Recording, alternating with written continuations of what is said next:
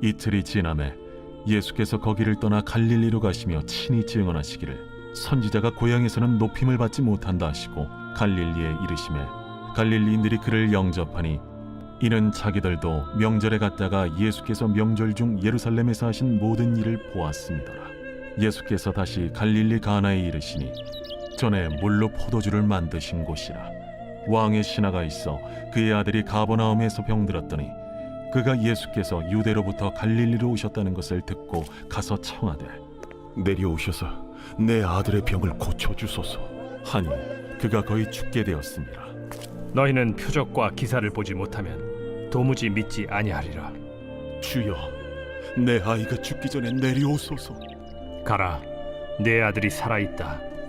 그 사람이 예수께서 하신 말씀을 믿고 가더니 내려가는 길에서 그 종들이 오다가 만나서 아이가 살아있다.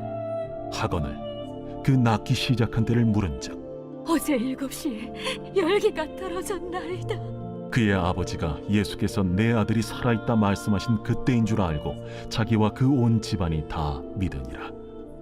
이것은 예수께서 유대에서 갈릴리로 오신 후에 행하신 두 번째 표적이니라. 할렐루야. 오늘도 행복한 아침 묵상으로 함께 하시는 천안주민교회 모든 성도님들을 진심으로 환영하고 축복합니다. 오늘 하루도 삶의 자리에서 하나님의 말씀을 신뢰하고 하나님께 믿음으로 기도하며 하나님과 동행하는 축복된 하루가 되시기를 예수님의 이름으로 축복합니다. 하나님께서는 오늘도 하나님의 말씀을 믿고 또 믿음으로 기도하는 믿음을 우리에게 기대하고 계십니다. 하나님이 우리에게 바라시고 원하시는 그 참된 믿음이 무엇인지 오늘 본문을 통해서 함께 나누기를 원합니다. 오늘 본문은 예수님께서 사마리아 지역을 떠나 다시 갈릴리로 돌아오신 후에 일어난 일입니다. 많은 사람들이 예수님이 갈릴리에 돌아오심을 영접하고 환영했습니다. 그 이유는 예수님께서 갈릴리 가나의 혼인잔치에서 물이 포도주가 되는 놀라운 기적을 보이셨기 때문입니다. 즉 이들이 예수님을 환영했던 이유는 예수님이 갈릴리에 오셨기 때문보다는 이 물이 포도주가 되는 놀라운 기적을 베푸신 예수님이 다시 갈릴리로 오셨기 때문이었습니다. 그래서 예수님은 이들이 자신을 영접하고 환영하는 이유가 무엇인지 바로 아시고 병에 걸린 자신의 아들을 고쳐달라는 이 왕의 신하에게 이렇게 말씀하셨습니다. 48절의 말씀입니다. 예수께서 이르시되 너희는 표적과 기사를 보지 못하면 도무지 믿지 아니하리라. 아멘. 예수님께서 이전에 예루살렘에서 행한 놀라운 표적과 기사를 본 많은 사람들이 예수님을 믿었다고 성경은 말합니다.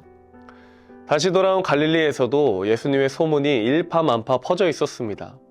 그때 아들이 죽을 병에 걸린 왕의 신하가 만사를 다 제쳐두고 아들을 살리기 위해서 예수님을 찾아온 것입니다. 하지만 예수님은 왕의 신하의 그 청을 듣고서 오히려 표적과 기사를 바라며 예수님을 찾아온 이 왕의 신하를 꾸짖었습니다. 왜냐하면 예수님께서 우리에게 바라고 원하시는 믿음은 표적과 기사가 없더라도 예수님을 바로 믿는 믿음이었습니다. 예수님의 말씀을 듣고 믿고 따르는 것이죠. 표적과 기사에 근거한 믿음은 자기 중심적인 신앙이자 조건부 믿음이라 말합니다. 즉 앞서 말씀드린 것처럼 표적과 기사가 없다면 믿을 수가 없고 표적과 기사가 있어야 믿는 믿음을 말하는 것이죠. 이처럼 표적과 기사에 의존하는 믿음은 실망과 불평으로 이어지게 됩니다.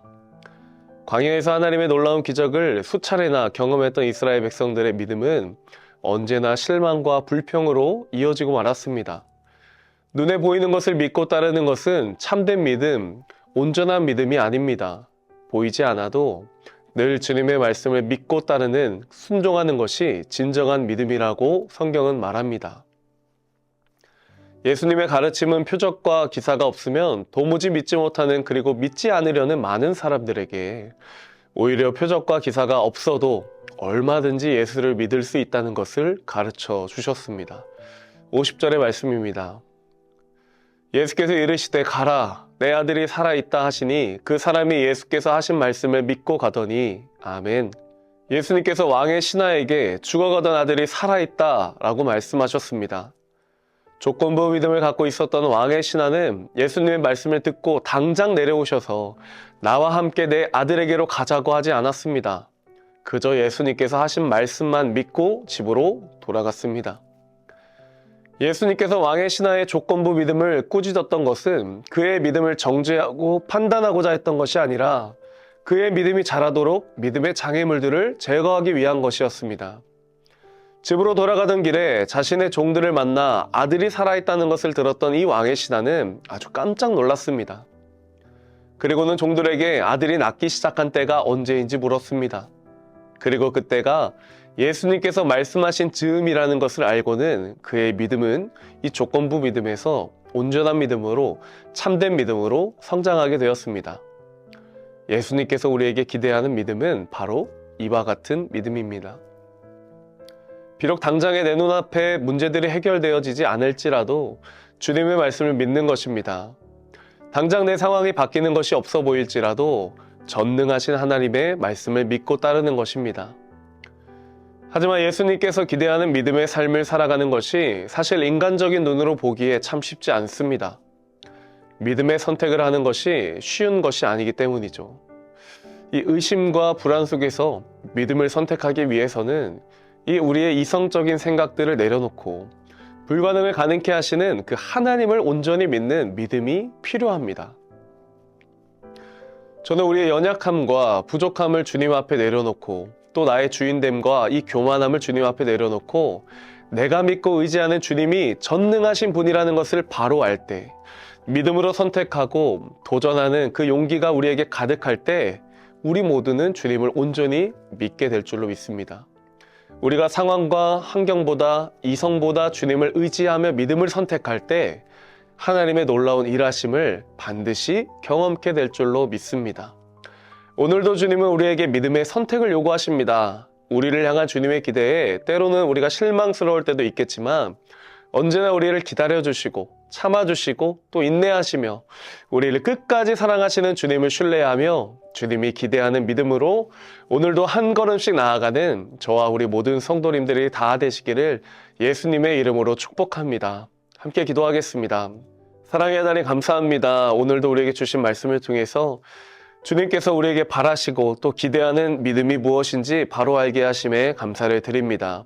때로는 우리의 연약함으로 인해서, 부족함으로 인해서, 교만함으로 인해서 하나님을 온전히 신뢰하지 못할 때가 있지만 그럼에도 언제나 우리를 기다려주시고 참아주시고 늘 언제나 사랑하시는 그 하나님의 말씀을 끝까지 신뢰하며 믿음으로 나아가는 우리 모든 성도님들이 다 될 수 있도록 주님 축복하여 주시옵소서. 감사드리며 예수님의 이름으로 기도드립니다. 아멘.